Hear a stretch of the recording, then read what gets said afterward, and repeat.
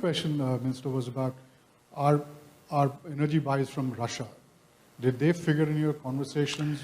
Look, I want to tell you that there has been a fair amount of misconception on energy buys from Russia.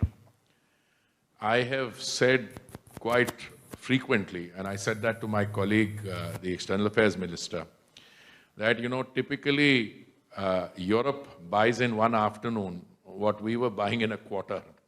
We ended the financial year 31st March 2002 with a total amount of imports of Russian oil at 0.2%. 0.2%.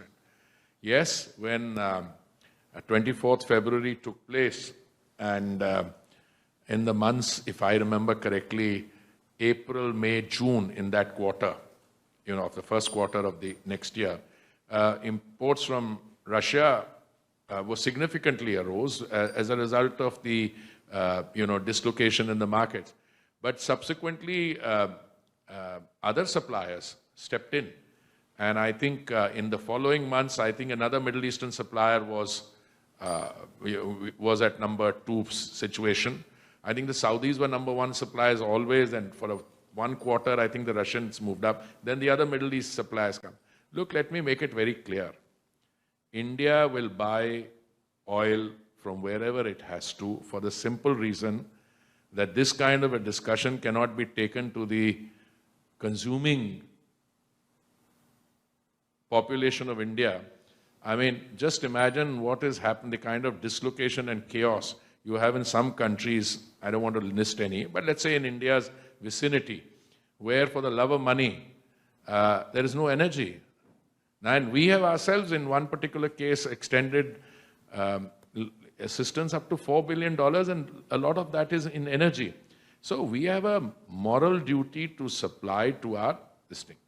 Now, very often people don't understand how the oil trade takes place. Now, if I have to buy, let's say, crude from a very far distant place, where the cost of the icebreaker has to go in, and the discount doesn't work out to very much. For us, it's much easier to buy from a proximate point, let's say, in the Gulf.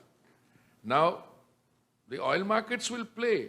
We have a large market, and if we have to play the market card to choose, make no mistake on this. I think everybody has to realize the producer has the sovereign right to decide how much quantity they want to release. They say that doesn't affect the price. It's their judgment. I would respectfully submit that I have a different view. If you release quantities which are much shorter, it will result in, driving up prices, which in turn exacerbates the inflationary situation, and which will in turn result in deepening the recessionary condition. And make no mistake, large parts of Europe today, I don't want to name countries, I mean, I'm on record, are undergoing that difficulty. Have I been told by anyone to stop buying Russian oil? The answer is a categorical no. I mean, tomorrow, let's say there is a shortage. I mean, my friend represents a paper in the south of India here. He knows what is happening in countries in close proximity. Is that an argument you will go and tell there, I can't supply you energy because, and look, I'm dependent 85% for my imports of crude oil on imports. The other thing, Yashwant, please remember, India consumes 5 million barrels a day, and that consumption is going up. Our civil aviation is packed, our cars, roads are full, economic activity is booming. So no, we are not told by anyone that don't buy this, don't. There is understanding. I mean, if there is an issue of how you want to deal with a evolving geopolitical situation, mature governments can have discussions, and those